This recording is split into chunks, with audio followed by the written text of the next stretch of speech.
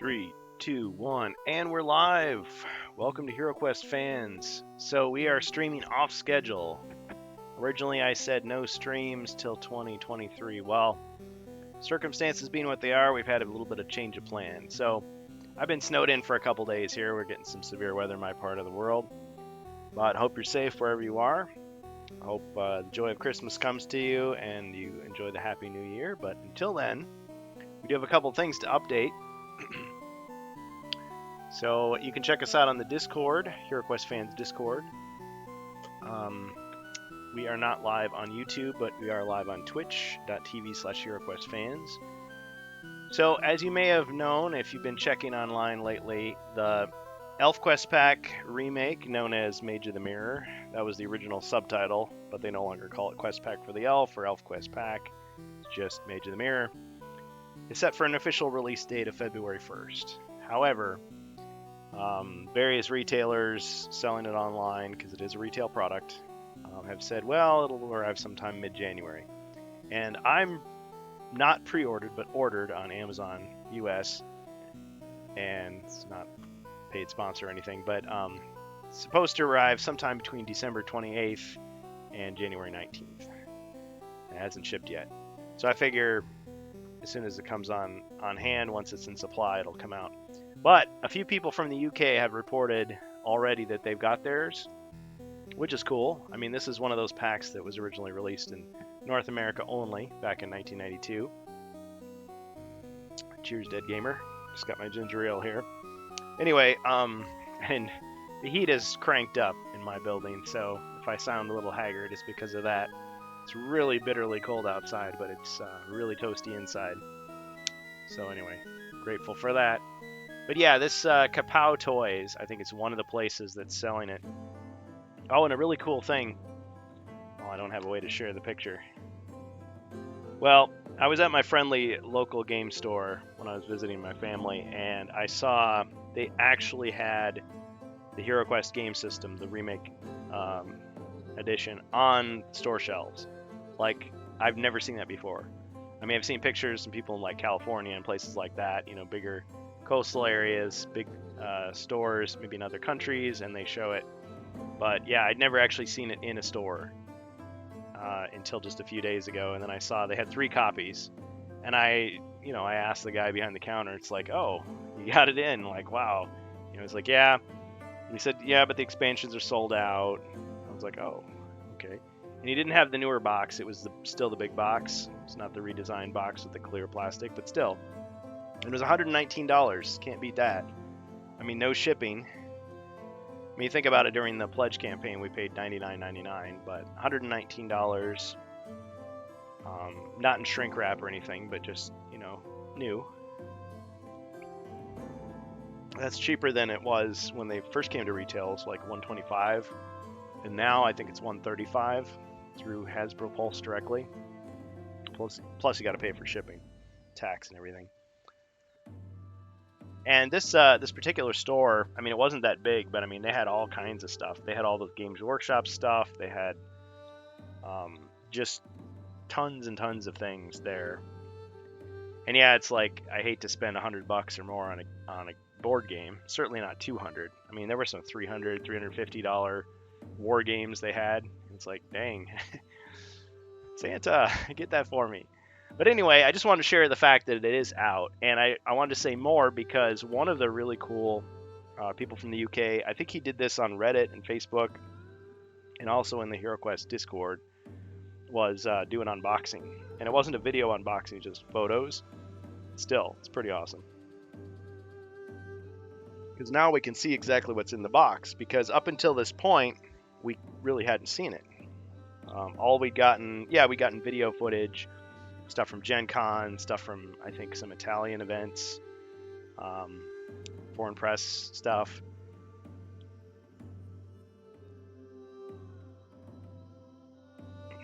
And, sorry, just had to sneeze there. They just had, everybody was looking at the miniatures. Everything was focused on the miniatures and, like, the box. Like you can see here. It's like you see the tiles, but you don't see what's on the cards. You don't see the text. And super fans and hardcore, veterans of the HeroQuest community like me were wondering what's changed, because they gave us that one thing that we all knew about, which was, and Amalgamash expressed his views on this very strongly, was they changed the ogres from 10 body points to 5 to make the game more reasonable. Because it's like just your regular enemy, but it's got 10 body points. That's more than any creature you fight anywhere. I mean, the Frozen Horror doesn't even have that many body points. So it's like, okay, it's a boss fight every time. So they made it 5. It's like, okay, well, Zargon can always just say, yeah, these are the old ogres. But just like the Barbarian Quest pack Frozen Horror is like, 4 times more difficult or 5 times more difficult than the regular game system, this Elf Quest pack is no pushover either. It's super hard, super difficult, broken difficulty almost. I mean, the Barbarian Quest pack's problem was the Yetis were basically unbeatable if you're by yourself, which you are for the first 3 quests. I mean, you can't get other party members and mercenaries until later. So they did pull out a few stops, and we were expecting, okay, they're going to fix the Yeti, and they did, so that was the main problem.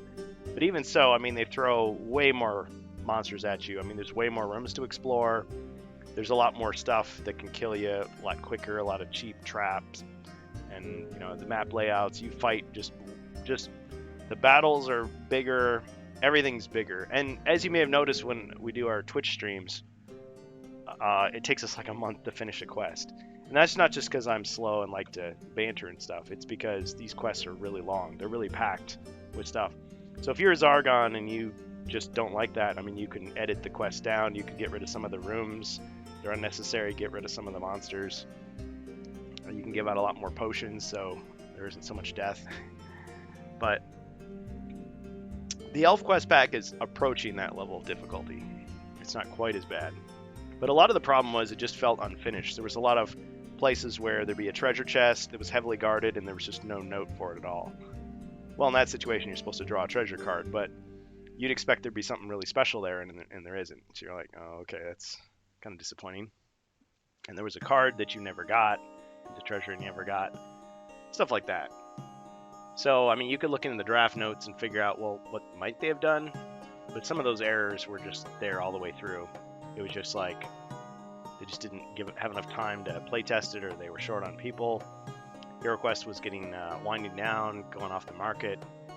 You just had the Barbarian and the Elf Quest packs came out in '92, and there was going to be a Wizard and Dwarf Quest pack, and they never came out. And of course, that's the project Luca Pasci's working on. But anyway, let's get into the spoilers. Here. I should probably grab myself a throat lozenge because it's very dry in here. So yeah, this Kapow toys, it's out of stock. But I think this is where a lot of those UK people were getting it. I guess there's strikes going on with the mail. And it's Christmas, and there's all this stuff. There's all these reasons why you shouldn't get it early, but some people did. It's good for them. So let's... Okay, so here's our first picture. So, Elven Cloak of Passage. So this is a treasure card. And as you can see, everything's identical. I mean, there's new artwork, but the abilities are still there. And I'd only played the first quest of the Elf Quest pack before. So most of the stuff is just me looking at it, in modern times. But it was pointed out to me that the Cloak of Passage is not the same as the Spell Scrolls. The Spell Scrolls use up an action just like casting a spell does in HeroQuest. As you know, move action or action move on your turn.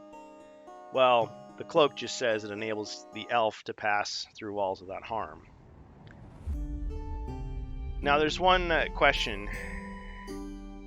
It doesn't actually say may only be used by the elf. So does that mean anyone could use it? Why does it mention the elf? Just because it has the word elven in the title? So it's kind of vague. But this is an issue with the original version. Sometimes the cards will just say the elf, but it won't say only the elf. So some people have chosen to decide, well, this means only the elf can use this. Period.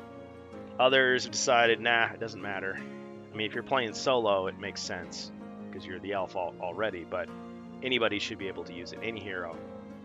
So the elf may not even be playing with you, I guess, after the first 3 quests. It'd be kind of strange not to have the elf, but what if he dies or something like that? But anyway, the other thing is, and this is, some of the errata they actually fix in the actual box. So unlike the Frozen Horror where they released it as is, and then they released a PDF later into the Northlands, which gave errata playtesting suggestions, and then they talked about it on Twitter, and then the companion app updated more stuff, and so they gave you a lot of help. Whereas here, it looks like they actually had time to make some of those changes in the box. So we'll get into more of that, and there will be spoilers. So if you're just joining us, welcome to HeroQuest fans. Just check the chat here. Again, this was not a scheduled stream, I realize. So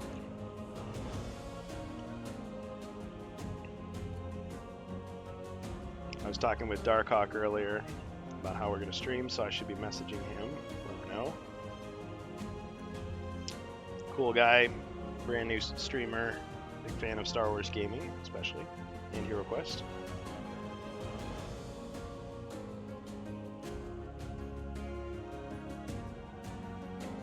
So yeah, this Elven Cloak of Passage, it's not an artifact, it's actually a treasure card. Lets you pass through rock up to 3 times. Now it looks like if you used it to pass through rock, but you ended up in solid rock, you're dead. Doesn't matter if you've still got 2 more uses of the cloak, or if you stockpiled 20 cloaks, that's it. Well, you couldn't get 20, but I mean, you could get 10 of them, let's say. There's 1 in each treasure deck, each quest. Oh yeah, that's an interesting thing. I guess it would be 9. The last quest, 9 and 10, is a 2-part quest. Does the treasure deck replenish between? Probably not, because I think it's only half the board. So yeah, it's probably not meant to. But anyway, it doesn't say it uses an action, so theoretically you could use it. You could pass through rock and then attack somebody or cast a spell on them or something. But you can only use it, let's see. Yeah, there'd be no reason to use it more than once per turn. It would just be your whole movement you can pass through any walls, any solid blocks. Now the whole pass through rock thing, people debate, well, does it let you pass through furniture? Well, only if the furniture's made of stone. It doesn't let you pass through monsters. You need Veil of Mist or Dust of Disappearance for that. But Dust of Disappearance, it doesn't say it uses up an action either. So, unlike Veil of Mist, which is an action. So anyway, enough said about that. Let's go to some more here. Alright. Spoilerific spoilers. Okay, here's Summon Wolves. So this spell conjures up a number of giant wolves to attack the spellcaster's enemies. Place the giant wolves adjacent to the spellcaster. These are those 2 square monsters. It looks like they're on a surfboard because they use the rounded bases now. Determine how many giant wolves appear, roll 1 red die, and check the result. Now these enemies are really powerful, 5 body points each. So again, these are shared by a really cool guy. Oh, I forgot to mention his name. Steve RS2000, also known as Steve Scuba. So Steve RS2000, aka little dead ringers for you. Steve Scuba, cool guy, shared all this stuff. Really appreciate it. So he did what Dead Gamer did for the Mythic tier stuff. So showing us ahead of time what's in the box, because Hasbro wouldn't show us. So as you can see, Summon Wolves is the same. Here is the back of the box. Now the box is a little bit interesting because you see this artwork here. I believe this is actually a sleeve. The box actually comes in a cardboard sleeve, and you pull that slipcase off and there's different artwork underneath. Although it might be the other way around. This might be the actual box and the slipcover shows the miniatures that are inside. But anyway, it shows you the Mage of the Mirror and of course the different design of the Archmage Sinestra, who is this elven would-be queen usurper trying to take the throne. The plot is pretty much all identical. So as you know, HeroQuest was originally 1989 set loosely in the same world as Warhammer Fantasy. You know, with the old world, Britannia, Kislev, all that stuff, the Empire. But because of various IP issues or decisions or parting ways with Games Workshop, the makers of Citadel, Miniature line, and Warhammer Fantasy, 40K, and all that, they parted ways. So Milton Bradley which is now subsumed completely, and that brand doesn't even exist anymore. It's just all Hasbro games, although Hasbro did own them back in the day as well. But anyway, Hasbro and Games Workshop were separate, so all of the references to Warhammer had been removed, changed, but Elf and Barbarian Quest packs really didn't say much explicitly about that, but there are some interesting changes. So anyway, that's the back-to-box artwork, and again, we've seen this before. This is the back of the quest book, again thanks to Steve RS2000. Now see that design of the character there? That's the male elf. So as you know, in the original Hero Quest, all 4 heroes were male. In the remake of Hero Quest, they made the elf female in the default box. Now if you got the mythic tier, you got the 4 sex swap of the heroes. So you got female barbarian, wizard, and dwarf, but then you also got a male elf. And actually the male and female elf look almost identical. They were in the same outfit and everything. It's just like the chest and the legs look different. The chin just a little bit different, but otherwise it was the same. So this artwork on the original ElfQuest pack from 1992, this is what the elf looks like. And they actually made a figure in that pose with that gear. So this never existed before. Because the original set came with a female elf, and she didn't really look that tough. She just had like a little dagger and a little like war horn in her other hand, and she was really small. She looked more like just like a traveler, but not really like a warrior. But they took that character from the cover, which was the male elf, and they made him into a figure. So you get the female elf by default, and now you get the male elf. So it's cool that he's back. Character. Okay, there's the cover of the quest book. No big surprise there. We've seen that a million times ever since Gen Con. Okay, so now we're getting into spoilers. All right, let's look at some more of these. Okay, so this is the miniatures of the remake 2021 compared to the elf stuff. So here's the Alchemist bench. So on the left there, you see the ElfQuest pack. So the ElfQuest pack actually comes with, the original didn't have this, a new set of furniture. It's not a complete replacement for the game system furniture, but especially if you're painting this stuff, there you go. You've got variations of each of the things. So it gave them a chance to do some alternate sculpts. And, if you want to decorate your dungeon, there's no special rules for these. It's just, maybe you want to do 2 Alchemist benches. Well, there you go. So the one on the right is the remake. One on the left is the upcoming ElfQuest pack version. There's the thrones, same difference. A little more ornate for the elf version on the left. Remake on the right. There's an elf treasure chest, same deal. It's kind of cool. And here's the doors. And actually, on the far right, that blue one that you see, that's the Frozen Horror entrance door. Because you always go through the Frozen entrance door. And then one more to the left is the regular closed door from the remake. And then the one right in the middle, the brown one, that is from the ElfQuest pack remake that's coming out, which is the wooden exit door. And then the one to the left of that is the portcullis door. So instead of being, again, alternate piece of cardboard that you would insert into a plastic base, which is how the original Hero Quest did it, you actually have this sculpted portcullis. So that's kind of cool. And then the one on the far left is the ElfQuest pack's version of the entrance door, the iron entrance door. So you always come in one door and leave the other, instead of using the staircase as the entrance and exit, which is how the game system did things. Now, let me just check the chat here. Welcome. So Retro DH, glad you could make it. Appreciate you being here on HeroQuest fans. Ribby, of course, welcome. Yeah, we're just doing our news roundup catch-up. I wasn't originally going to stream today, but I thought about, okay, we need to get caught up on all this Mage of the Mirror news. These new furniture models look great. Yeah, I agree, especially when they're painted. Now, I myself, I have mixed feelings about this. I mean, yeah, it'd be cool to paint everything, but I'm not the world's greatest painter. It takes a long time. I don't know. I guess I just have this feeling like I want to play it just in the classic single color board game stuff. At the same time, I mean, the furniture, if anything was to be painted, it's the furniture, because the original board game furniture from Classic Hero Quest, half of it was cardboard, and the cardboard was full color. This stuff is a little more boring because it's all just brown or gray or light blue. It's not multicolored. So, I don't know. But I'm probably one of those people that would buy like a second copy just to paint it, or 3D print it to paint it. Still, there's people out there that have already painted it, I guarantee it.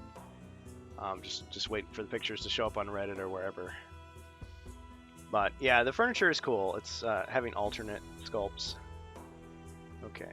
All right, and there's the tomb. This is the one piece that is significantly different. So you can see by the squares there, which I really am glad that Steve did this, showing it, you know, the relative sizes. The tomb is bigger. Not nearly as big as that tomb that people were showing, you know, it was like a dice box that like early well, I was going to say early adopters, but like before the remake Hero Quest came out, Hasbro sent, or Avalon Hill through Hasbro sent out these little like promo packages to influencers on YouTube, and so one of the things they got was this oversized tomb, and yes, you can still take the lid off, but you could take the lid off and it was lined with like red felt, and you could like roll dice inside it. But I mean, this is way too small for that, but still, it's like the tomb is a little bigger. It reminds me more of like the classic tomb. Looking more like an elven prince rather than effigy, or elven prince effigy rather than a knight effigy. Yeah, but I mean, you could put skulls in there, you could put a treasure chest in there. Interestingly enough, though, even though the remake figures are slightly bigger than the classic figures, that's why they have the bigger squares on the board, the 1-inch squares, rather than the 22.5, or I think it's 22 millimeter squares from the original 80s and 90s board. The new plastic furniture is either the same size or slightly smaller than the classic furniture. All right, what's next? Moving right along. Here's the new fireplace. Now that really needs a picture. See how it's blank like that? Like, there's people talented enough to actually paint like a little tiny miniature portrait. I personally, I would just get like a Photoshop image, print it out, just cut it out, and just like glue it to that little spot. Of course, you could also put a piece of like aluminum foil, like a mirror. I mean, magic mirrors makes me think of Galadriel from Lord of the Rings. You know, Galadriel's mirror. So there's the fireplace, and then here is the weapons rack. Very similar, but done in more of an ornate style, suggesting high elves or something. Okay, so here's the second to the last page of the quest book showing the monster stats, and as you can see, they are identical to 1992. But the fact is, very few people owned this pack back in the day, and even fewer actually played it and remember it. I mean, it's one of the most sought after, expensive, overpriced, scalped collectibles today. I mean, I think it's like $600 if you're lucky. And if it's like unopened, even like, we're talking thousands of dollars. It's ridiculous. I think some people have said, well, Wizards of Morcar from the EU is more, but I think it's the ElfQuest pack. But anyway, as you can see, these monsters are ridiculous. But as you can see, the ogre, they've reduced him to 5 body points, so he's no stronger than the giant wolf. Of course, you got the elven archers and elven warriors. And as several people have noticed, including myself, they've included double the number of elven warriors and elven archers, even though you don't need them. I mean, we look through the quests, and you'll never fight more than 2 at a time. But they did give like a male and female of each, so there's like 2 guy elves and 2 she elves of each pair. And they have like opposite arms, so it's like one of them's right-handed, one of them's left-handed, so they're like mirrors of each other, which is kind of interesting, kind of cool. But I guess you could use those however you want. I was thinking, oh, you could use them as mercenaries, or you could make the game harder by just having more enemies. Do a little cutscene, I don't know. We're having some drop frames. Hopefully it's not too bad. We're just looking at still images here. Okay, alright, so some more. This isn't too spoilerific yet, but you'll be getting into spoilers soon. So if you're Zargon, fine. But let me just zoom in here. So playing the quests. Playing the quests in Mage of the Mirror are generally played the same way as the quests in the HeroQuest game system. It is especially important that these quests be played in order. As in the game system, heroes are returned to full strength, all body and mind points are restored between quests. So, yeah, not a big deal. This stuff is really all the same as the original version. I mean, I tend to call this stuff classic HeroQuest when referring to the original versions, but I don't know if this is really a classic. I mean, this and the Barbarian Quest pack were out for such a short time, so few people played them, and the quality left something to be desired, just because it seemed like they were rushed out, not play tested, and way too difficult. I mean, they intend the solo quest to be for brand new players. Yeah, good luck with that. So Zargon may need to kind of like pull his punches a little bit, or maybe just give a few benefits. Unless you don't mind replaying quests over and over, because he's supposed to remix the quest every time you fail it. But yeah, all this stuff is the same. Oh yeah, give you a little bit of a zoom in. Okay, it's a low res.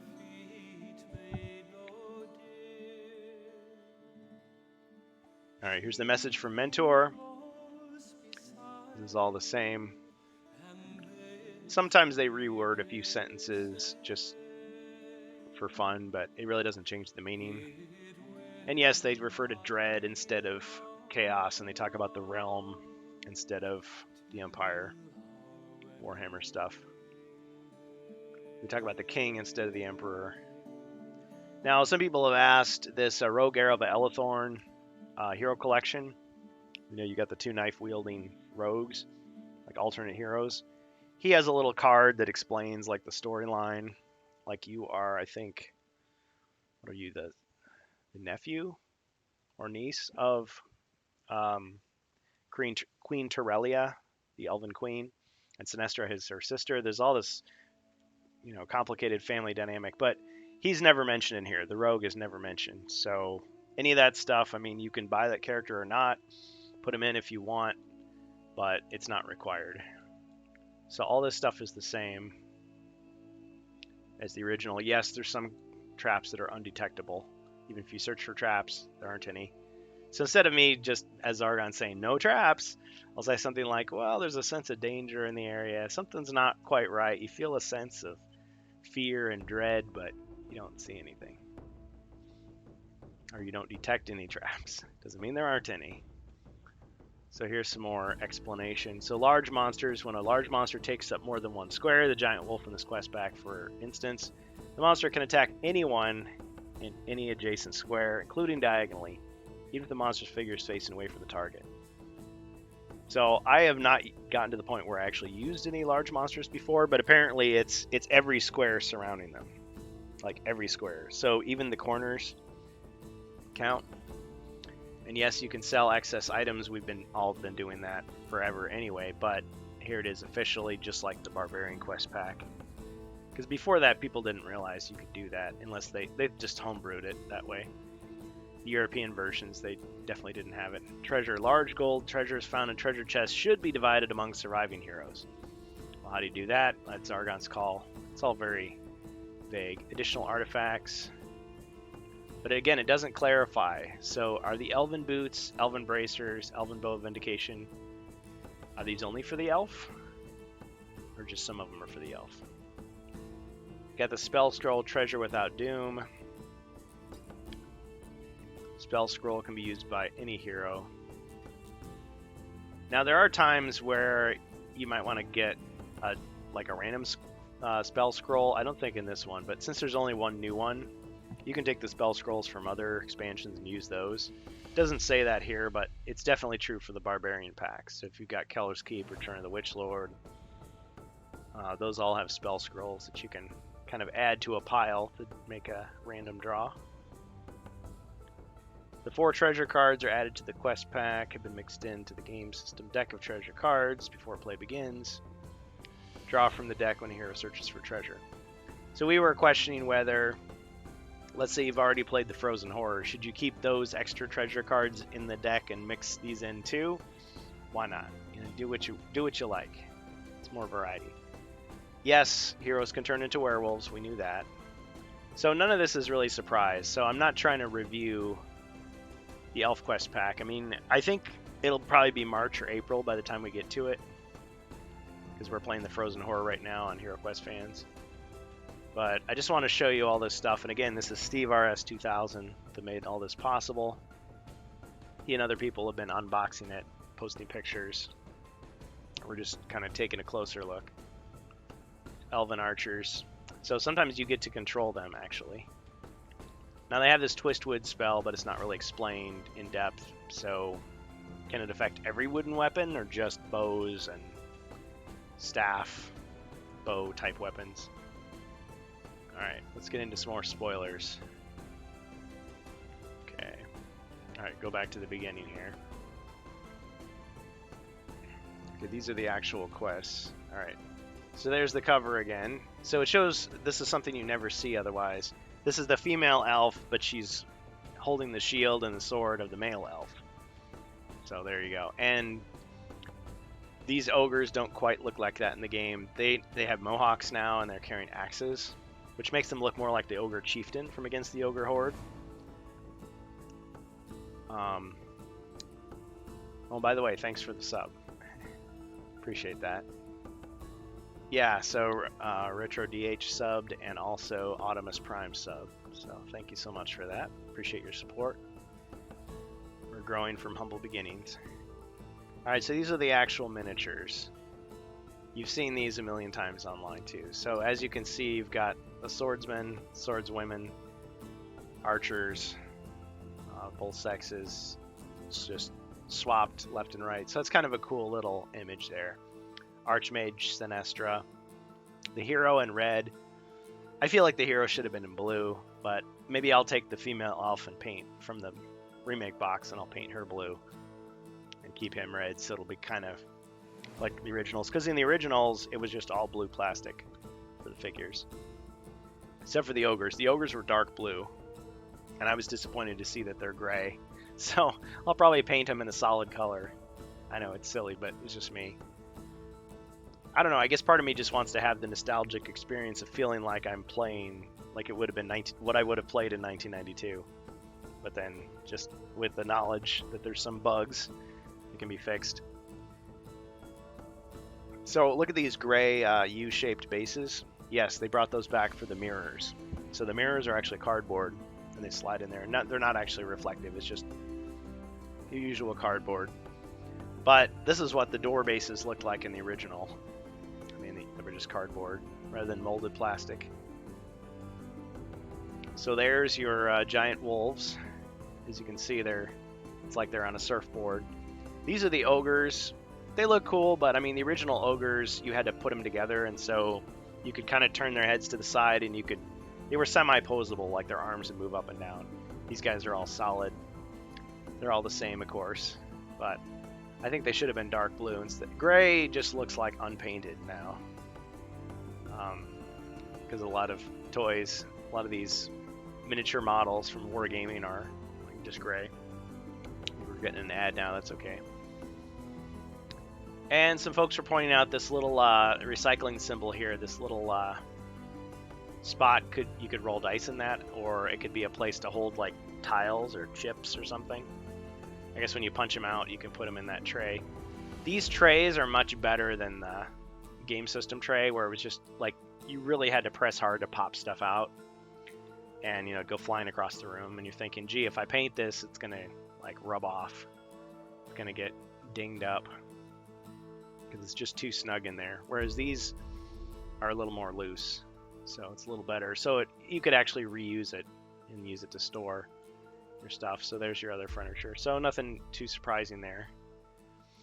There's your tiles. Again, nothing's changed. It all looks the same as the original. It's just everything's just a little bit bigger, and it's got that linen finish texture on it instead of just being smooth. And I think there's some extra skull tiles.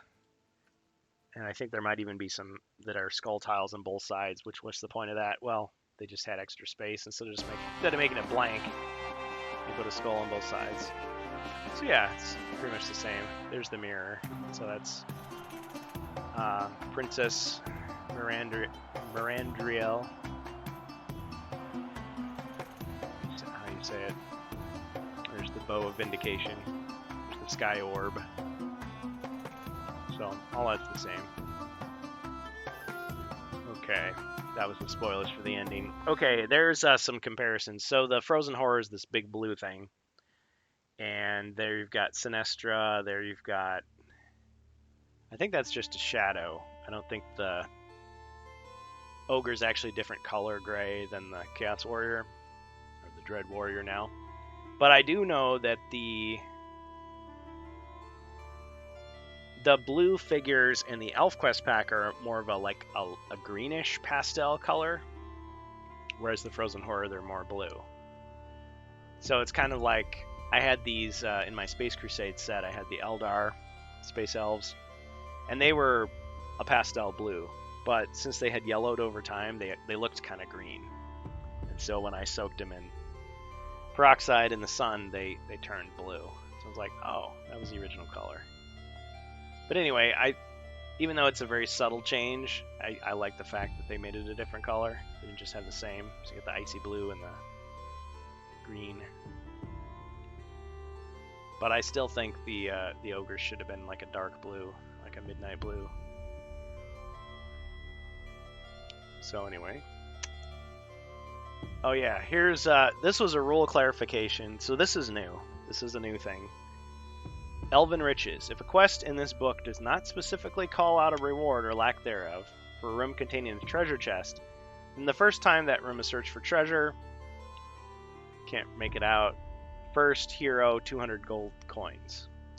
So they left themselves an out, and I feel like this is probably like from an early draft that they just said, hey, listen, if we miss any treasure chests, you just get 200 from that one. Just assume it's 200. So it's like, okay, that's a quick and easy fix. But actually, I see that all the previously unmarked treasure chests, they went ahead and like gave them specific values. So it's like, but still, they probably put this in as a placeholder first. So when I saw that, I just had to smile. It's like, great, thanks. Because it's a legacy product. And on the one hand, you probably have people that did play it, a very small number. And those people probably homebrewed the stuff where it's just like, oh yeah, I found a treasure chest, there's nothing in it. Oh, that's boring. Let's just say, you know, this specific treasure is in it. Well, you always could, but I mean, you can always just pretend that the 200 isn't true and you just use what you always used back then. But I mean, this just does not have the same nostalgia factor for me. I mean, it's cool for historical purposes to see what it was originally, and then here's a quick and easy fix. Some miniatures again. The wrong direction. Okay, here is the other box, and again, I'm not quite sure if this is the cardboard slipcover or if this is what's underneath, but it gives you all the distributions. So as you can see, double the number of elves. Oh yeah! Hey, thanks, Ribby. Yeah, use your Prime subscription to put your support behind HeroQuest fans. Appreciate it. And you get to hear the Macho Man Randy Savage. Yeah! Dig it. Rest in peace, Macho Man. Okay. Yeah. So welcome to the group. Yeah, we're trying to get 14 subs. Wouldn't that be nice? The mirror is the key to saving Princess Melandriel in the realm from evil, or the Empire. Thanks, guys. The cream of the crop. Cream rises to the top. Mean Gene. Yeah. I'm sure there's other people who can do better Macho Man impressions, but see them around, do you? Okay, so here's some more instructions. This is all the same stuff, it's just worded a different way. Those wandering monster traps are brutal. I'll just give you heroes out there a tip. If you suspect there may be wandering monster traps, they're always in corridors. There's always more than one of them in a quest. Sometimes there's 2, sometimes there's 4. But if you're moving your heroes through a corridor, bunch them all up. You know, normally in Space Crusade, you want to split everybody up apart, because what if one person lands on a booby trap, it's going to blow up your whole squad. Well, in HeroQuest, you want to bunch together, because a lot of times it's more than one monster that'll attack you at a time. And if you've got a guy on your other side, well, now you're only going to be attacked by one monster, because the wandering monster can only attack the person who triggered it. He can't attack anybody that's nearby. Now in Zargon's turn, of course he can. That's one way to do it. Just like when you're searching for treasure, you can cluster yourself in a corner with the other heroes around you to try to prevent the wandering monster from getting you. Of course, that's not going to prevent a hazard from getting you. But anyway, yeah, that's all the same. Rule clarifications, all this is the same. Mind points. Yeah, the Elven Riches is the only new thing.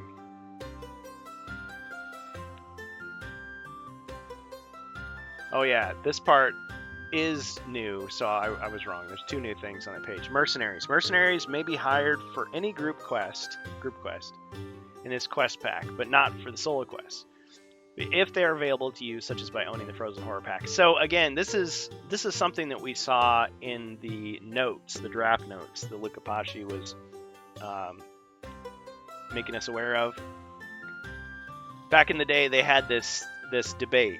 It's kind of like with HeroScape. It's like, do we basically make everything like a package deal where it's like, oh, you should buy this other part and this other piece and this other part and this other piece. And I mean, nowadays it's like microtransactions and all that crap. But they didn't want to try to force people to feel like you had to own all the other expansions for this one expansion to work. It's like, just put everything in the box. That's the whole point of HeroQuest from the beginning, is you've got the box, it's all there, use your imagination. But they did want to say, well, listen, if you own the other expansions, you can use the assets from those expansions in this one too. So when the companion app is finally updated with the ElfQuest, I wouldn't be surprised if the mercenaries are there. So you could hire 12 mercenaries, which will really help you out because these are hard quests with a lot of monsters. So of course the mercenaries can find you as long as you can afford to hire them, of course. I think it would have been cool to hire some elven mercenaries. Maybe you could have, I think Hispazargon, credit to him, he was saying that the elven archer should probably be 100 gold coins and the elven swordsman should be 75. So like the opposite of the human versions of those two mercenaries. So yeah, if you have Frozen Horror, you've got those mercenaries. So passing items, all the stuff we knew. Okay, so we've seen these before, but not in such high quality. So the Elven Archer is exactly the same. The elf himself, not on the shelf. The giant wolf, hey, that artwork looks very similar to the wolf that you use in Into the Northlands. Snow Dasher. But these are the evil giant wolves. Notice they've only got one mind point. Seems they'd be sensitive to magic. Interesting. I have to file that away for later. There's your ogre, looking much more like an ogre chieftain. Of course, the chieftains only had 4 or 5 body points, I think. They didn't have 10. But yeah, in the original, he would have had 10. And there's a place where you fight 2 of them at once. It's like, dang. Plus some other monsters. So it's like, okay, that's a boss fight. There's the Elven Warrior, Elven Swordsman. Very similar to the old one, except he's got a shield on his back. That's interesting. I don't think he had that before, because the designs are all slightly different. But they didn't have to change these as much. I mean, the ogres were definitely from Citadel Miniatures. They had to change those. Hey, Eudoxio. Same wolf art, but mirrored to the other side. Oh, yeah. Good point. Good point. So it's like the good and the bad side, the yin and the yang. Yeah, you get a lot of that mirroring going on. Okay, so I showed all that. Okay, so now we're going to get into the spoilers of the quests. So if you're not Zargon, and let me just tell you, if you're going to be playing with us in March, you're not going to get to cheat, because I will remix the quests if I suspect people are just reading it off. But you could always do that. It's just that playing online is a different experience than other things. So, but I will just assure you that everything is the same. If you look at Phoenix's recreations on Phoenix, or HeroQuest by Phoenix.eoldin.com, he makes a couple mistakes here and there, and he also has made some editorial changes to some of these quests. So when you see that his is different than the remake, it's because Phoenix made the change, not because the remake made the change. So all these quests, I can tell you, are identical down to the placement of the last item, except in a few places they've changed the names. So right here, the Sovereign Sword, it's actually called the Avenger Returns. So I'm thinking Marvel's Avengers, Disney, they're like, let's make sure, even though everybody knows that this is not Marvel's Avengers, that nobody gets confused. So start clamoring for a Marvel Hero Quest crossover. So they changed it to the Sovereign Sword, which I don't think sounds as cool. But that's the only real change we noted there. On Sacred Ground, so here they give you 200 gold coins for completing, or for finding that last chest. Originally you got nothing. This was the quest where it was actually kind of a macabre ending. It was like you find the skeletal remains of 2 of Terrelia's sisters, and you have to carry it back, carry the chest with only 1 red die all the way back to the beginning, so that they may be buried in sacred ground or on sacred ground. So, but anyway, now it's just like, okay, you get to the end of the quest and it's just kind of a slog back to the stairs. Kind of boring. One other very small detail, this has been true of all the remake, they actually put 2 icons when it's multiple monsters instead of just 1, so it's a little easier to see. Terrelia's Maze, everything's the same, no changes.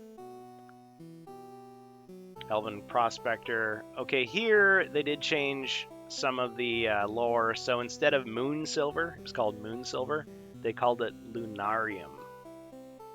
Magical substance, Lunarium. Go figure. Is that something in Warhammer that they had to change? Moon Silver? I don't know. But anyway. So no big changes there otherwise. The Alchemist's Laboratory. With this one, yeah, it's all the same. Oh, I forgot. Quest 1. Okay, so Quest 1, there is a treasure chest that had no marking, but they put a letter there, E. And boom, you get the Elven Bracers, which was an artifact, but you never got it. You never found it ever. So they put it in Quest 1. That's going to make the quest a lot easier, because the elf, starting from 0, gets an artifact that gives him 2 body points and 1 mind point. So boom, helps him a lot. Or her. Alright, Terrelia's Maze, Elven Prospector, Alchemist, Tormuk's Guests. So this one, there was more a discussion about this one, because notice something, okay, when you fight the bad guy, there's no undead monsters in the room. And I created a whole thread about this chaos spell, dread spell called Reanimation. Because it sounds like the way the reanimation spell works is it says it takes the previously defeated undead monsters in the same room with the spellcaster, and they rise from the floor and attack the heroes again. It's like, wait a minute, how can he revive the undead if there's no undead in that room? So does that mean the bad guy has to like run out of the room? You probably trapped him in the room, so he can't do it, but he gets to run out of the room and go find a room that has some undead in it that you've killed and bring them back? Well, I was thinking maybe we're just interpreting it wrong. Maybe to distance it from the Dread Moon.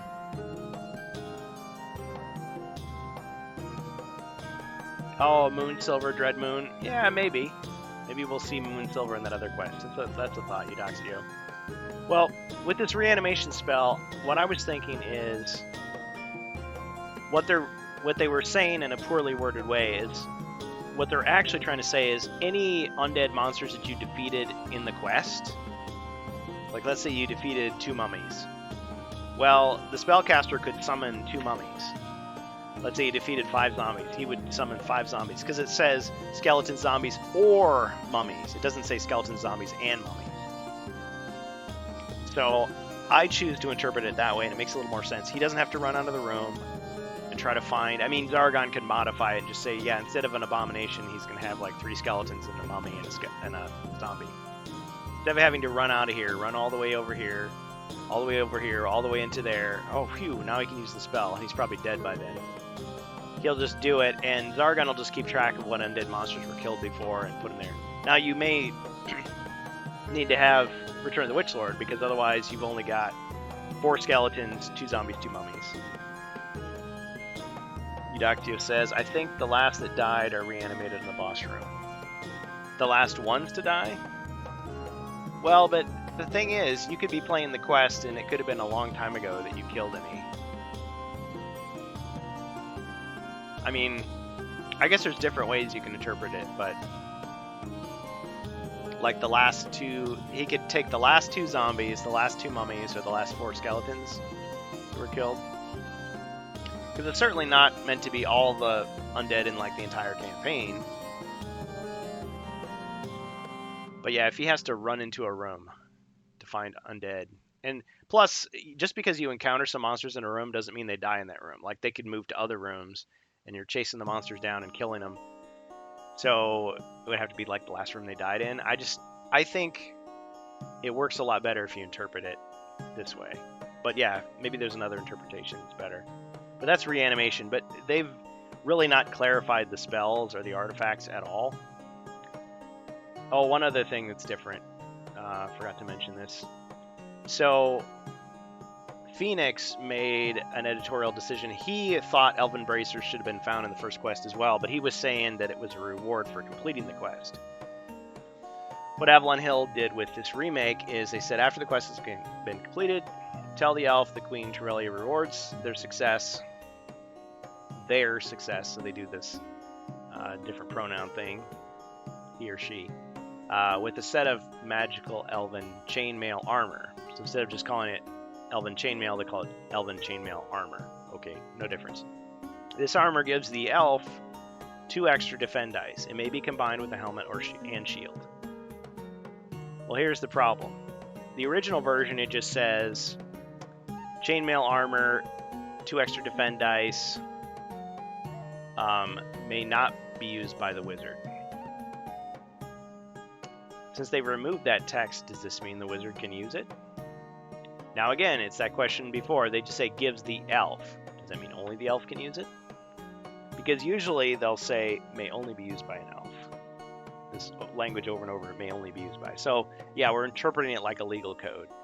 But the fact is Zargon is in charge.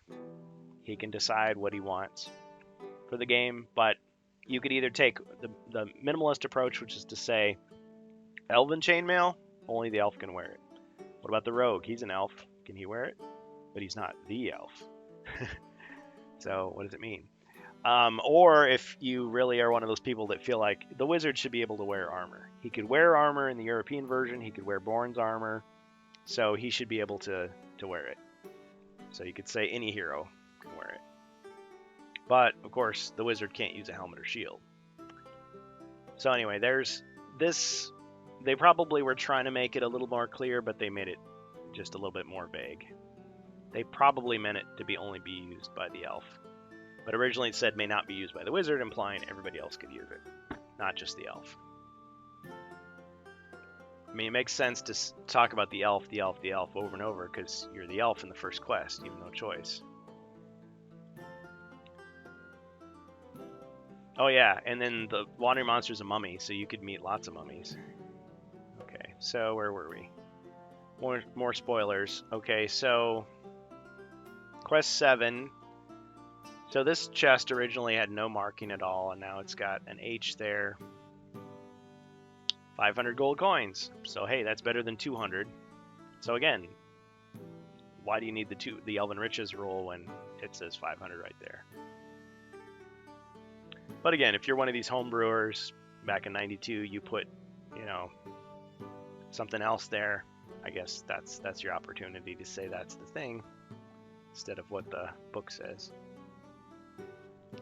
Now the companion app will probably just give you that, and that won't be any choice. But again, with the companion app, it's still the honor system. You just say, well, I don't care what that darn computer says. Here's what you actually got. The Gathering Storm, quest 8. And Phoenix actually, I don't know if he was the first one to do this, but he called the game system quest the Gathering Storm. But it's originally the name of this quest here. Quest 8. I don't think there's really any differences here that I noted. Okay, quest 9 and 10, this is the double quest. And you don't need 2 boards for this because it's one half and then the other. So spoilers. But anyway, it originally was called the Hidden Realms, and they changed it to the name Silvermane's Lair. Silvermane, isn't that like a Spider-Man villain or something? Silvermane, Marvel Comics character. But it says here, it's the entry to the realm of reflection. See, there's all these realms. There's the Elven realm. There's the realm, the king. There's the realm of reflection. Might be a little more confusing. It just says Sinestra's fortress, her private den known as Silvermane's lair. So that sentence fragment was added in this version. But yeah, it doesn't really change anything. It's just a little bit of lore. I like how they explain in painstaking detail how each of these potions work, which is great if you're on Hasbro customer care, because they had the scan from 2002 of the 1992 Elf Quest book, but they left out the alchemist shop, so it wasn't there at all, and so you wouldn't have known what those potions could do. But that was just a coincidence. But yeah, they didn't need to explain it. It's just in the alchemist shop, which means in this version it's an equipment card too, which, you know, you can buy as many copies of a potion as you want. It doesn't matter if you don't have enough cards. So Silvermane's lair. And I had a question. I was like, oh, it doesn't say anything what happens. Well, actually it does say, once Sinestra has been defeated and Melandriel found, this quest is over. Read Mentor's final comments. The conclusion follows. That notes for quest 10. So it's exactly the same. Same ending. Everything is the same. So that's pretty much that for the quest book. All those spoilers. I had some pictures of cards here. Let's see where those are. Oh yeah, here's more. Let me show you those first. Okay, this is Alchemist Shop. So we got the Potion of Recall, Vision, Potion of Speed, which is different than the game system Potion of Speed. So they didn't change the name to like Elven Speed or something, which they could have. But 3 of these 4 potions are only for elves, just like in the Frozen Horror, 3 of them were only for barbarians. But because of that, they say, it's blurry, but they say, yeah, you can use the Alchemist Shop and other quest packs. So all the potions that you own are on the table for sale. And yes, they give you cards here too. Potion of Superior Restoration. This is a change. So fans for a long time, I think Shang in his potions deck, which you can find at Ye Olde Inn, referred to this as the Potion of Superior Restoration, which sounds very D&D, but I mean, HeroQuest and D&D have kind of a common origin. Well, I guess D&D would have been first in the 70s, but HeroQuest definitely was inspired by D&D as well as Warhammer Fantasy World. But yeah, it was just called the Potion of Restoration. But there's another Potion of Restoration in Keller's Keep Return of the Witch Lord, which gives you 1 body point and 1 mind point. This gives you your full back, and it cures you if you're a werewolf. I was thinking with the werewolf stuff, I mean, if you get injured by a werewolf, not just if you have the spell cast on you, but which only a few bad guys have, if you get injured by a werewolf, you become a werewolf. And every turn there's a chance you can turn into one and basically be controlled as a monster just for that turn. And the next turn you change back. So you're never going to get killed as a werewolf. Like, it's not like one of the heroes is going to murder you. But because there's the whole command spell. Like, if you get commanded or you're moved as a monster, does that mean the heroes can attack you and like kill you? And if they kill you, does that break the spell so when you come back you're normal again? But the thing is, you could infect all the other heroes by injuring them too, because it's like you have the powers of a giant wolf. So you're going to need this very expensive potion to cure yourself, or you find the Wolfsbane potion out of the treasure deck, and that cures you instantly. So there's all the components. All furniture has been specially designed for the Elven world. But who's to say you can't use it any other way you choose? Alright, so Alchemist Shop. Here's the rest of the components. So really nothing different here, just the way it's presented is slightly different, but all the same rules, all the same components are represented. So there's the cardboard bases, or the cardboard inserts into the plastic bases, I should say, for the mirrors. So it's funny how they're just going back to the old technology. So So you could print out your own custom cardboard and put that in there easily.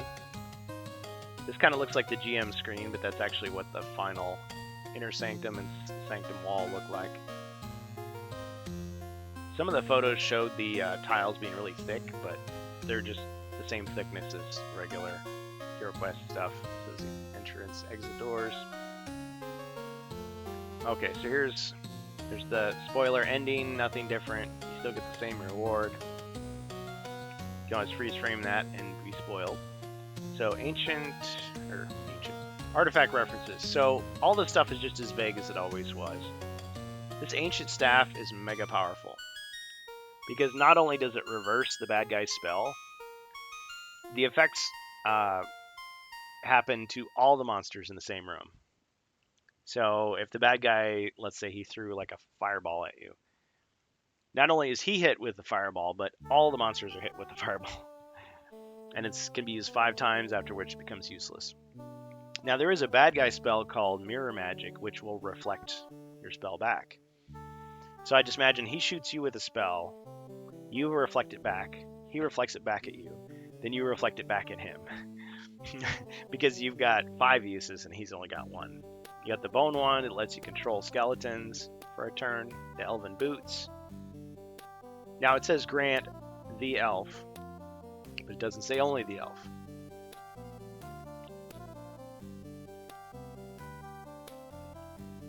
Alright, so the elven bow of vindication, it says only an elf may use this bow, so that's explicit. And it can only be used in that quest pack, and there's only 4 arrows, so it's very limited, but it's very powerful.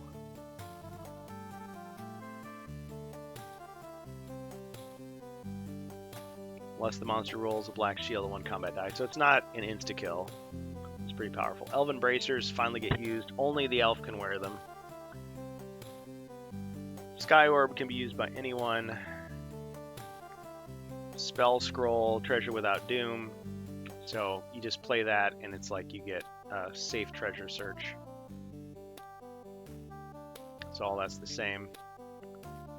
So there's how the slipcover works. Oh, okay, so the slipcover is actually thicker than I thought, and it shows the miniatures. Okay, well that makes sense, because you want to see that first. You pick it up off the store shelf, you're like, what's in the box? Honestly, whenever I'm at a game store and I look at a game box, I always flip it over, and in my mind, I always compare it to HeroQuest. Like, it's probably not fair, all that plastic in the box. I think very few games live up to it, unless they're like a super expensive war game, or like maybe Talisman, or Battle Masters, or HeroQuest. Like, all other games nowadays, it's just like you get a little small cardboard board, and then you get like a bunch of cards, and maybe you'll get some little tiny tokens. Maybe you'll get like 1 or 2 miniatures, but it just doesn't compare to HeroQuest. But it's probably much more expensive to make games that way, so it makes sense why more games aren't like HeroQuest. I don't know how much it costs in dollars, but I'm sure it's not cheap for all those molds. Even if they use, the most cost-saving stuff. Here's the other side, okay, and you can see the little seam where the slipcase goes on. There's a slipcase on the Rogueheir of Elthorn as well, just a really small one. It's just got a little bit of storyline stuff tucked in, so I wonder if they could do it like in Quebec. They could put like the French on one side and the English on the other. Would that work? Cost-saving measure. Multilingual. So there it is. Again, I'm really appreciative of these photos. Okay, so here's some more stuff. So restore dread instead of restore chaos. It's the same. Here's the reanimation spell I was talking about. So get a good look at that text and tell me my interpretation isn't better than the old interpretation, because there's already a spell called Summon Undead where it just magically teleports a bunch of undead monsters into the room. Doesn't matter if they ever existed before. This is saying Zargon's going to have to keep track of what monsters get killed, and the ones that are left, then boom, he can use that spell to bring them in.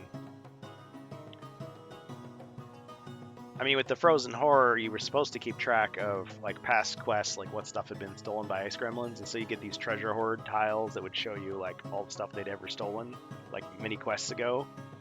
But in the new version of Frozen Horror, they didn't say that. They just said this is where it is. So You could interpret it the old way, or you could just say, yeah, just stuff that's stolen in this particular quest. But I don't have a problem with that. I mean, Zargon should be taking notes. Here's the mirror magic. The hero then suffers the effect the spell was intended for the spellcaster. Now here's a... Well, okay, so yeah. All the monsters get hit, not just the spellcaster. Oh, I see. So let's say the bad guy throws... Well, he wouldn't be a fireball, but let's say he throws some bad guy spell at the good guys. The good guy reflects it back. It hits all the monsters in the room. So all the monsters are getting hit, but the spellcaster alone, he could redirect... Well, would he redirect the entire spell or just the effect that's hitting him? I guess that's something for Zargon to decide, because you could just say, yeah, all those monsters, they just got blown up. But the spellcaster survived, and he casts it back against the hero, and then the hero reflects it again with the Ancient Staff because he's got another use, and then boom, the spellcaster gets hit now too. I don't know, I guess the whole effect of the spell is probably how I would interpret it, though. That's Zargon's prerogative. You know, make it easier if they're having a hard time. Make it harder if they're getting bored and it's too easy. There's Mind Blast. This is different than Mind Blast in other packs, but that's what it is. There's the Dispel.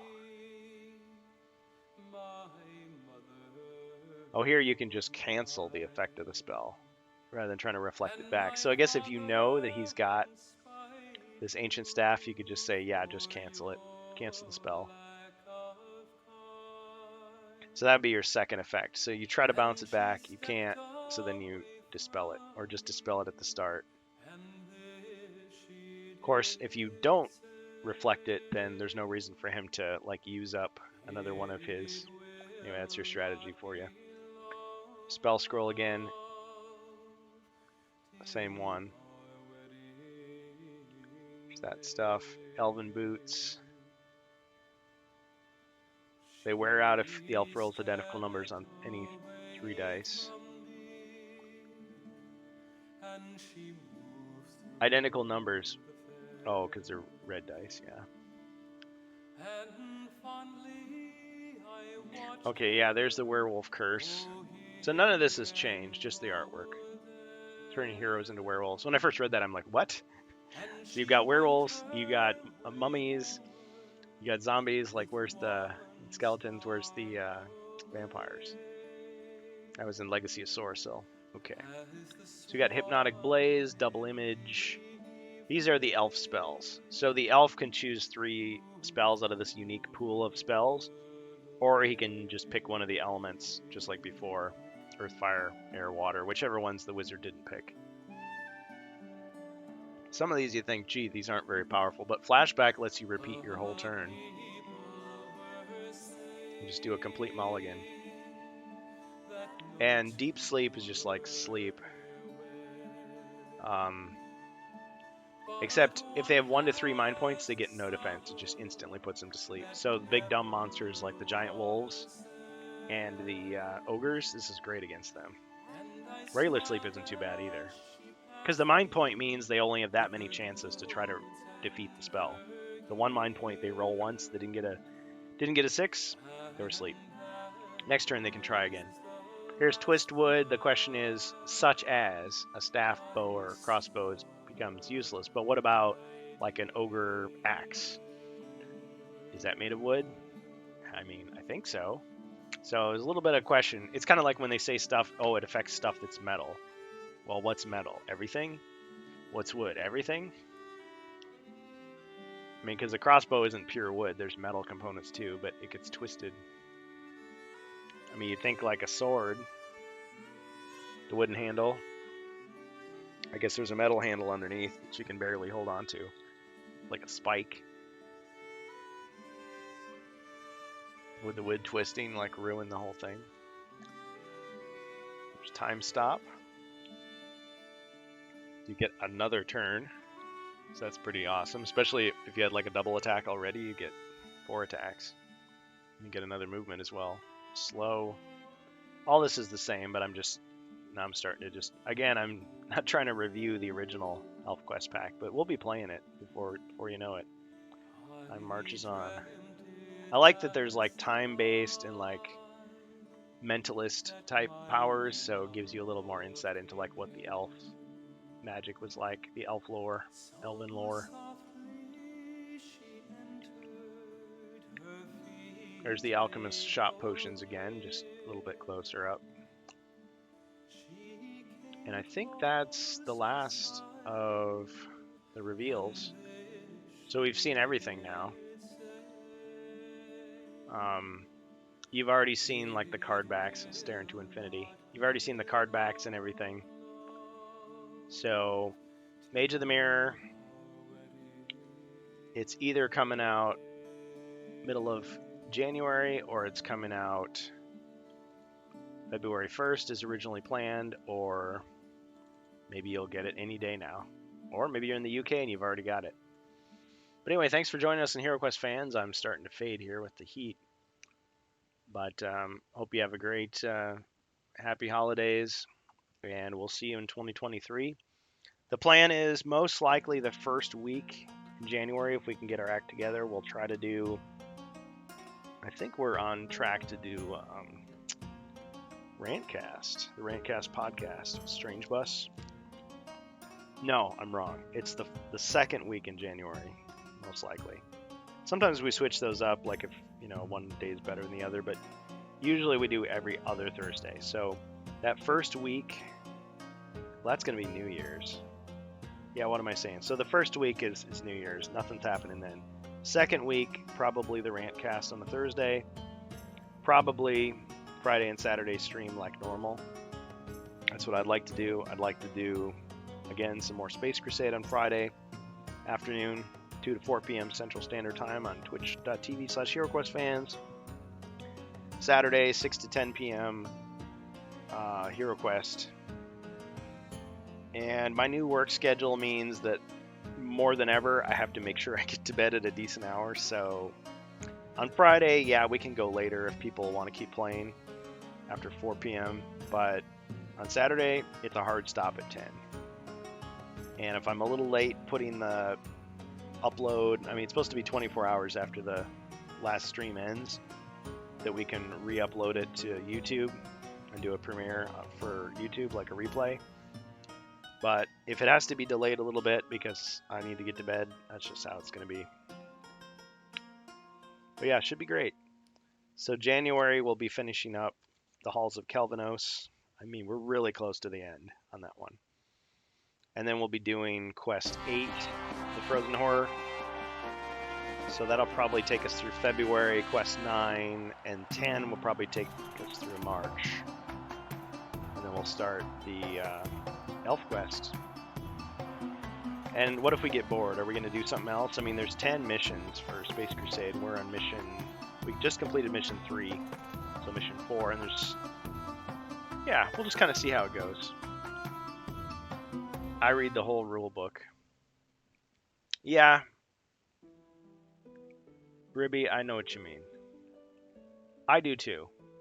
But that's the thing, like when you first start playing a game, like I usually want to just start playing as quickly as possible. I hate the learning curve.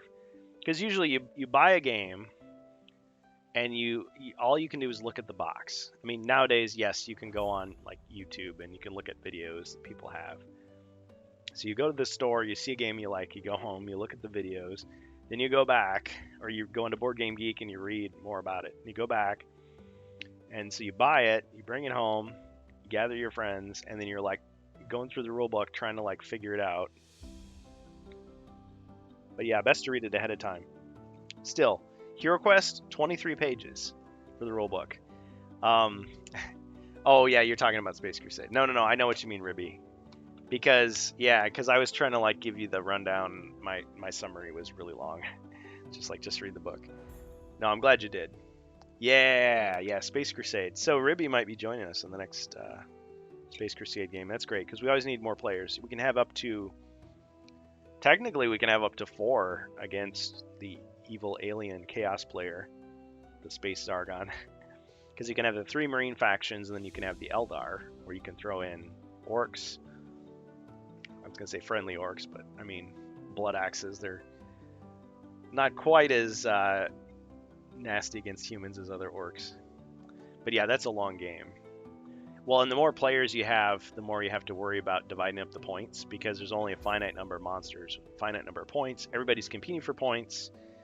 I mean, yeah, you don't want the alien to win, but yeah, Space Crusade's a little different. It's less about exploration and more just about getting kills, getting enough points so that you, first of all, don't fail. Second, so that you rank up, which gives you access to more orders, more equipment. Yeah. Well, that's great.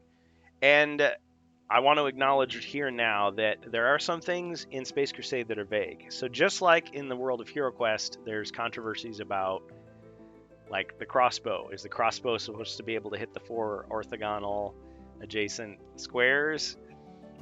Or does it still need 1 square in between? And if it can hit those 4 squares, what good is the longsword?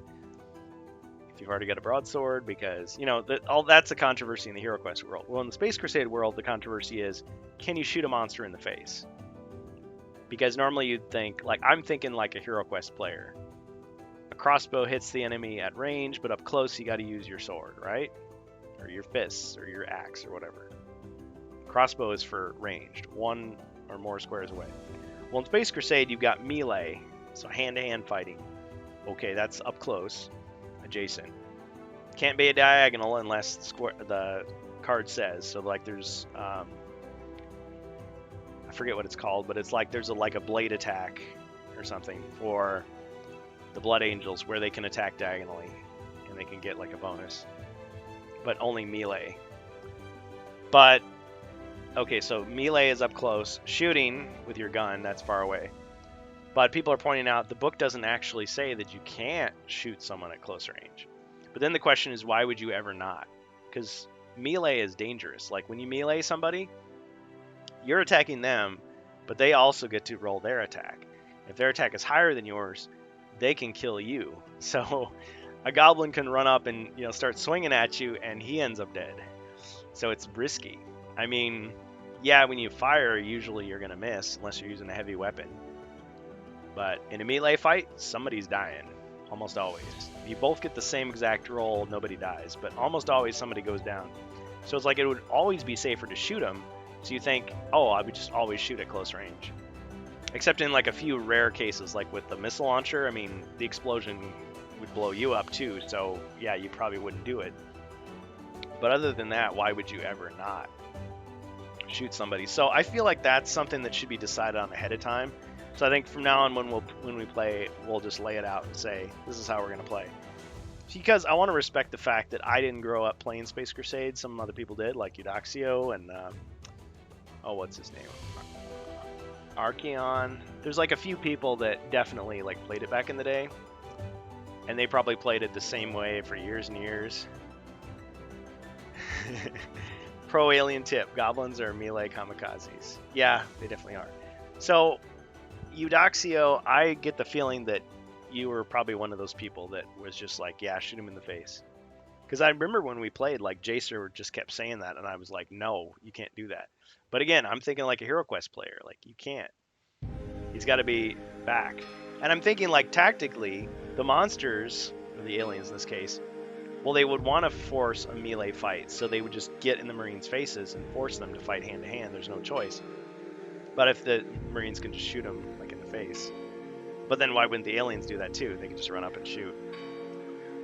So the question is, like, why would you ever use hand-to-hand unless you happen to be a character that had a stronger hand-to-hand? Like, for example, I guess some characters only have hand-to-hand. So, like, your commander could have the boxing glove, power sword combo. So, like, he's only melee. So he has no choice. And the Gene Stealers have no gun, so they have no choice. But everybody else, why would you do anything differently? Unless you were going to blow yourself up. So, I don't know. I have mixed feelings about that. I feel like it ought to be the same way as HeroQuest. But it doesn't have to be, because Space Crusade was a European release. And so they had just had HeroQuest in Europe. And HeroQuest in Europe didn't use the line of sight rule, except in corridors. Like, when you shot magic, it would hit anybody in the room. It didn't matter. They could be behind a wall, they could be hiding behind, like, a bookcase. Your magic would still hit them. It's magic.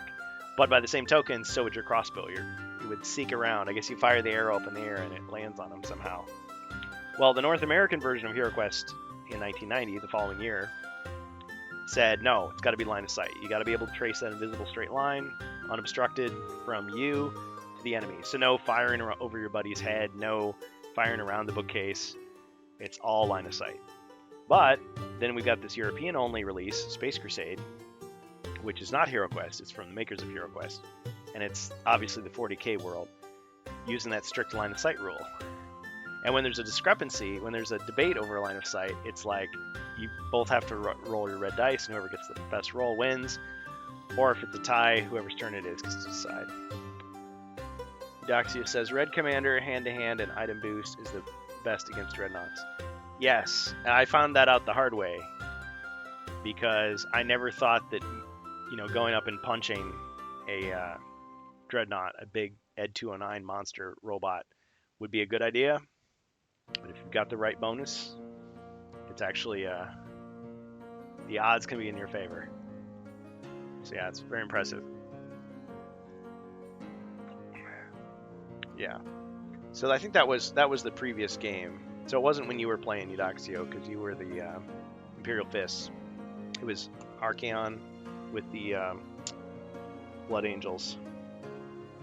But see, I like that. I like playing, just like I love playing HeroQuest with people who grew up playing it, kind of reliving that nostalgia. And so part of me wants to play it exactly the way they played it, realizing though that they may have interpreted the rules differently.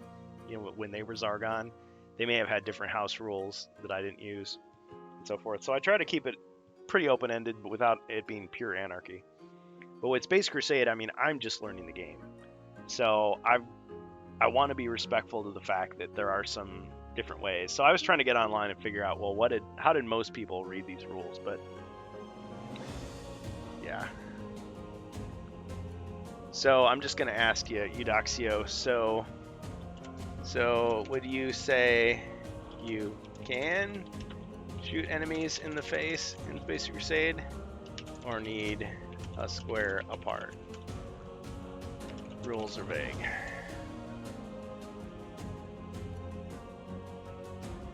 Oh, whoops, I can't post it there. Oh, okay. Yeah, I was looking at the wrong chat. Sorry, guys. Ruby says, I found it on Tabletop Simulator. I need to look through all the cards. Yes.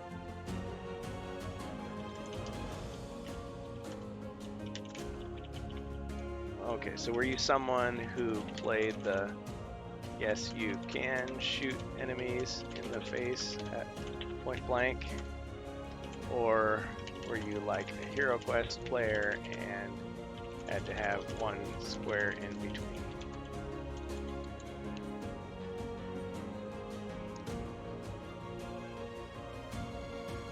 Yeah, I know we're just looking at the HeroQuest stuff now, just listening to the royalty-free music and everything.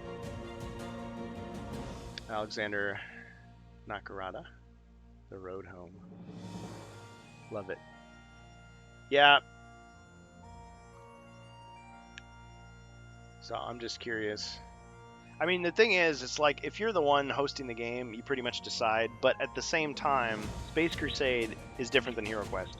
In HeroQuest, Zargon is the GM, and yes, ostensibly he's trying to kill the heroes. But I mean, he's got to follow rules. He's kind of like the storyteller, the referee, the banker in Monopoly, all that stuff. Whereas, no, actually, it's a better analogy. So Space Crusade, the alien chaos player is more like the banker in Monopoly. Yes, he's got like a facilitating function, but he's still one of the players. He's still competitive with everybody else. So it's kind of like, okay, he can't be too biased. Whereas Zargon is a full-on dungeon master, game master. What he says goes. He makes the rules. I mean, he could just kill everybody, but more likely he's just gonna like facilitate them winning. But he may torture them a bit.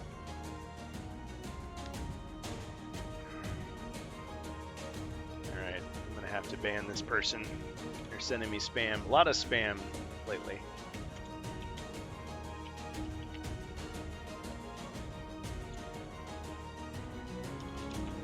Yeah, if you send me spam, you're gonna get a block and a ban. That's the rule.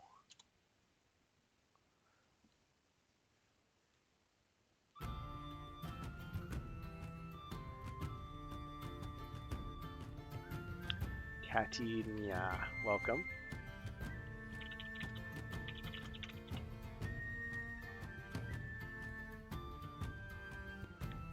Yeah, that's my other secret reason for streaming at odd times, is so I can trap bots and ban them.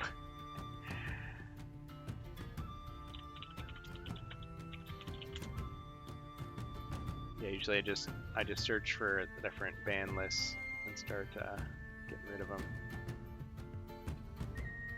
Yeah, so anybody have any questions about Space Crusader Hero Quest? Let them fly in the chat there on Twitch, and we'll try to answer them.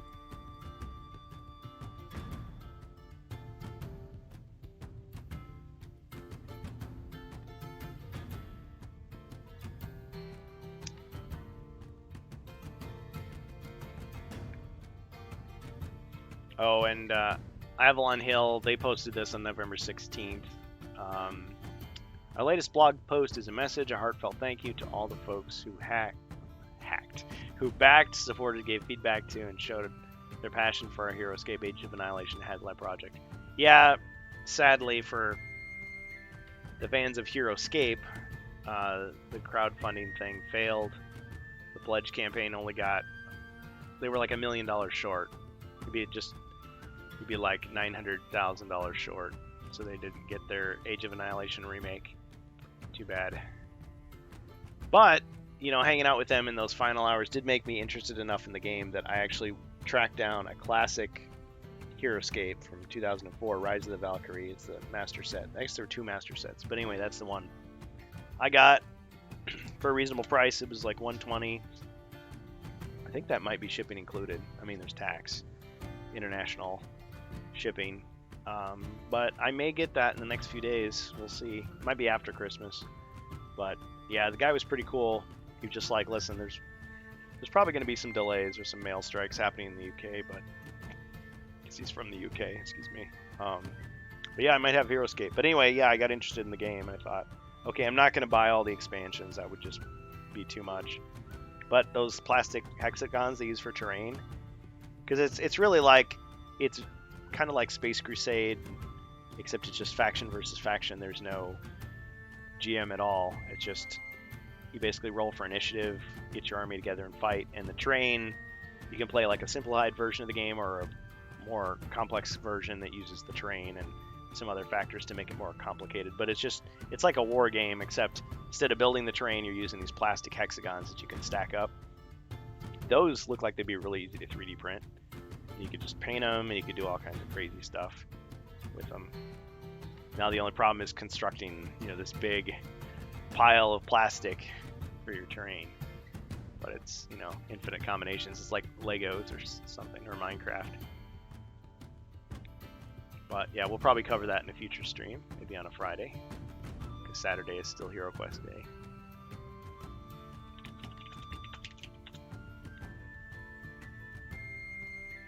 Alright, let me just check the chat here.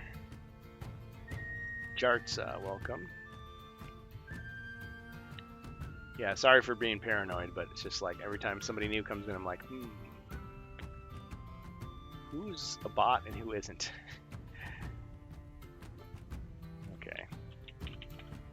Okay, Katinia is a bot.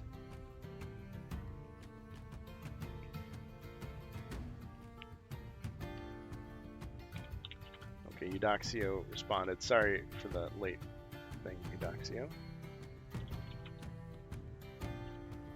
Okay, just rechecking the rules. Apart from being on the 4 squares like HeroQuest, you may choose what one to use. That's one of the points of avoiding aliens to get close. So you would say, yes, you can do that. Also, following the weapon rules, the only bad one to use close is a rocket launcher. Yeah. Well, and see, that's the thing. I mean, just me looking at the pictures, you know, the cartoon drawings of the arrows coming out of the square for the weapons, it's like, I don't look at that and go, oh, that means I can fire at close range.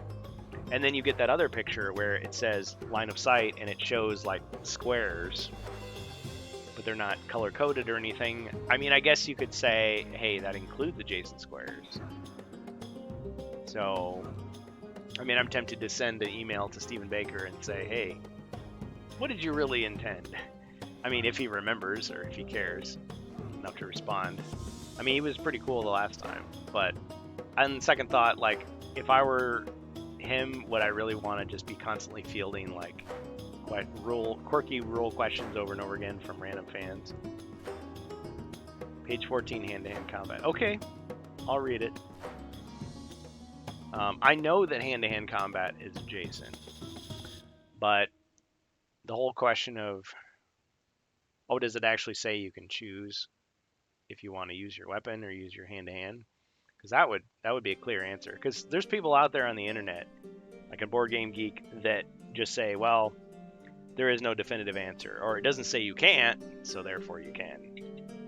I'm wondering if it's, oh sweet, I was just wondering if it was vague, or it really is you can use both, like that's how it was intended. Oh sweet. Okay, let me share that up. Thank you for that. See, I always like it when people like just show me. I'm not from the show me state, or am I? Okay, let's get the browser.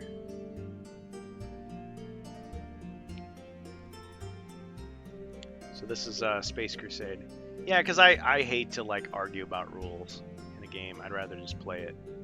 But you know, if it's like, okay, hand-to-hand combat, instead of firing, oh, I see what you're saying. Instead of firing, miniature may, see, it's like legalese, may attack using hand-to-hand combat. Well, see, again, if I were a person that was trying to argue against this, I could see what I could say. Like I would go, yeah, maybe you're face to face with an orc, but across the room there's an android. So instead of punching the orc, I'm gonna turn and shoot the guy that's far away. But yes, you could also read it as saying I can punch him in the face or I can shoot him in the face. Okay, so instead of firing, a miniature may attack using hand-to-hand combat. A miniature may attack using hand-to-hand combat either before or after moving, same as before. To attack another miniature in hand-to-hand combat, you must be in one of the 4 squares, to the side, front, or rear. You cannot attack diagonally, except for that card. Each player rolls a combat dice shown for the miniature's hand-to-hand combat ability. The information is shown on the reference card for the Marine player and the alien control panel for the alien player. So there you could say, oh well, while you're looking at those control panels, you'll see the arrows. That implies that the weapons can be fired at close range too. Again, another in favor of that argument.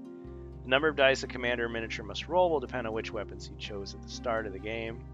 Players compare how many points they have rolled. Whoever rolled the most wins. The loser must lose 1 life point for each point his opponent rolled above his own total. Therefore, if one player rolled 1, his opponent rolled 4, he would lose 3 life points. If both players roll the same number, it is a draw, neither loses any life points. Any miniature eliminated is removed from the board. So yeah, so I think I understand that. But yes, the way it's worded, you could definitely draw that conclusion that there's a choice. Rather than just, oh, you're close range, well, your only option now is to do melee. Okay, I get it. Well, we can try playing it that way and see how it goes. We can definitely try playing it that way next time. Thanks, Eudoxio. Rules lawyers, where, you know, the gameplay has to stop where we argue about it. And I'll admit, for my part, I was kind of blindsided by that in our last game because I'm like, wait a minute, what? But at the same time, I'm humble enough to be like, okay, I don't have years of experience with this game, so I'm probably wrong about some stuff and don't even know it. Because vague or not, if that's how everybody played, well, that's how we should play. Before we start making homebrew changes. Because yeah, it's like, oh, I just got the game and already I'm trying to fix it. It's like, try it out the classic way first. So I can see the wisdom there. So I think we're kind of winding to a close here. Let me just see if this Jartza person is a bot or not. He's real. He's real. Okay. Well, Jarso, welcome to HeroQuest fans. Sorry I ever doubted you.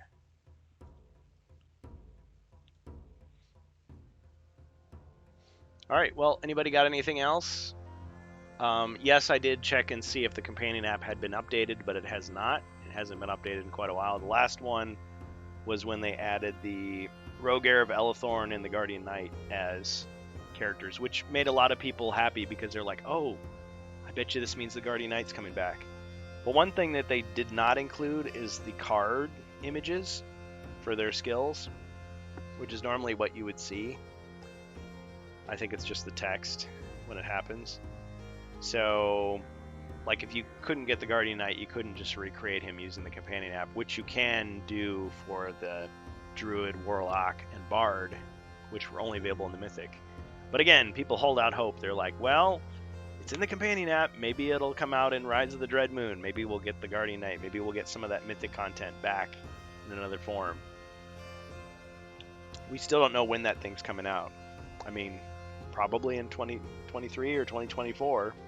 But beyond that, we just know the title and we've seen the box. That's it.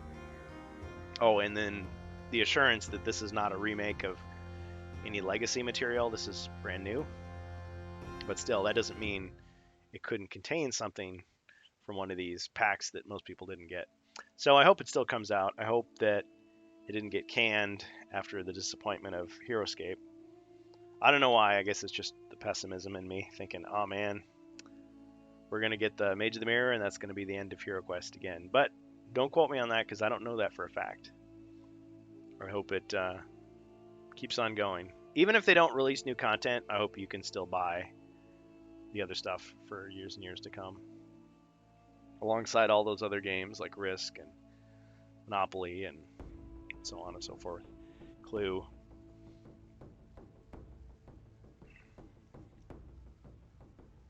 And the latest stuff from Twitter's Argon, it was just jokes.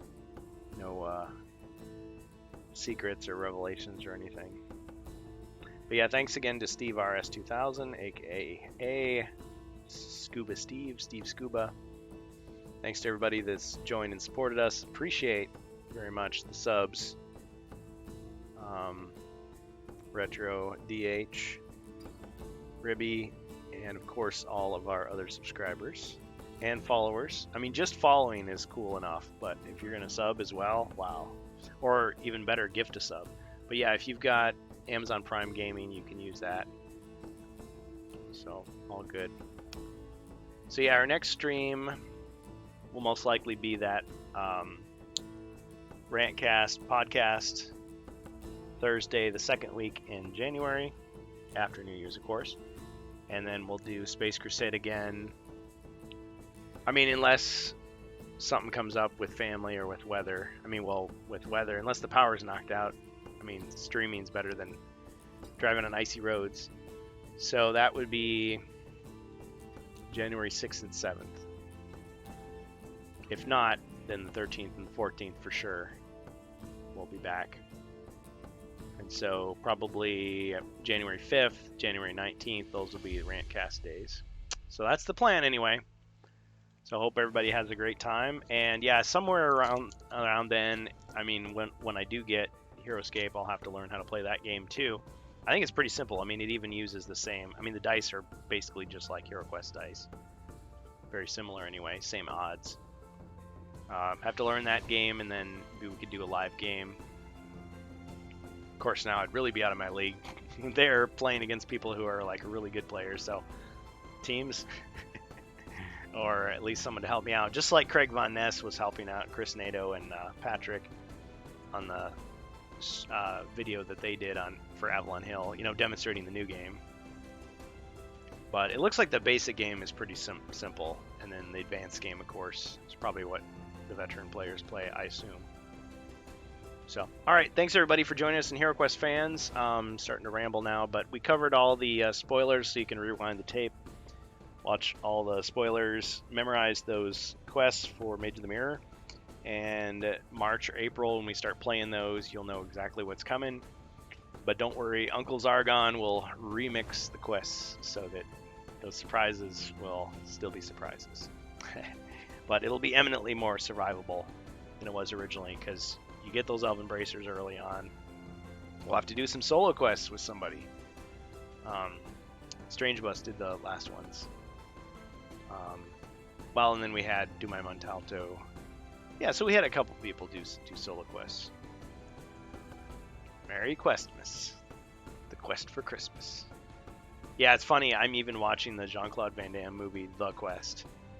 Yeah, I know there's a lot of quests. And there's a Hero Quest cartoon that has nothing to do with Hero Quest. And then there's Hero Quest Gloranthia, which has nothing to do with Hero Quest. And then there's Sue Quest, which is still coming out, they claim.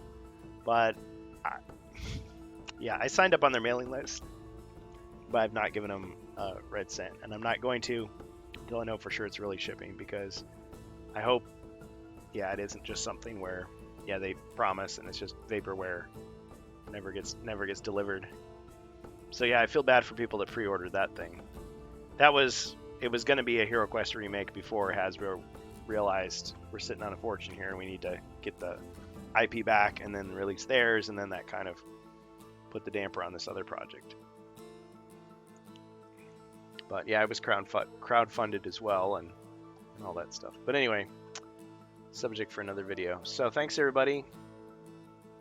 Everybody stay safe, and we'll see you in 2023. Oh, Eudoxia has one last thing to say. Last news on that was an official government bulletin embargoing the guy's things. What? Oh, you got a link? Because that's crazy news. Oh, so maybe legally he's been shut down, so that won't. SueQuest will never happen. See, I thought they made a deal where they just, if they changed the name, they'd be okay, just like Sunday Quest. I mean, it's obviously Hero Quest, but as long as they change the name and say this is not an official product, they could sell it. And I mean, I saw he changed the names of like all the characters. I mean, I guess there are some people that are very disappointed with how SueQuest has happened, so those people are probably happy that he's getting punished by the law. But people who genuinely wanted the product are probably like, darn it. Yeah. I mean, I'm not saying I would never fall for a Kickstarter type project that was mishandled or maybe not all on the up and up, but yeah, I feel bad for anybody that does and doesn't get their money back. Okay, well, let's see. Who should we raid? Ah, yes. I remember clearly I said Wicked Mini Painting because Optimus Prime is back up. And actually, Wicked Mini Painting has more people, but I did say it's a government bulletin thing on Spanish. If you find it, post the link in Discord. I'd read it, even if I have to run through a translator. Because, yeah, I mean, that's news. It's HeroQuest news, even if it's not. Because before the Hasbro one was announced, that was going to be the anniversary HeroQuest for a lot of people. It was like, oh, 25-year anniversary edition. Here it comes. And it's like, nope. People put money down. People ordered it, pre-ordered it. Okay, let's raid Wicked Mini Painting. Yeah. All right, so we're going to end the stream. Thanks, everybody. Merry Christmas, Happy New Year. Happy Hanukkah, Happy Kwanzaa. Whatever holidays you're going for. I guess solstice. I guess that's already happened. But anyway, hope it's a good year for you. Hope you join us in the new year. HeroQuest fans, we wouldn't have got this far without you, so thanks for your support. Don't spend money on us that you need for Christmas presents.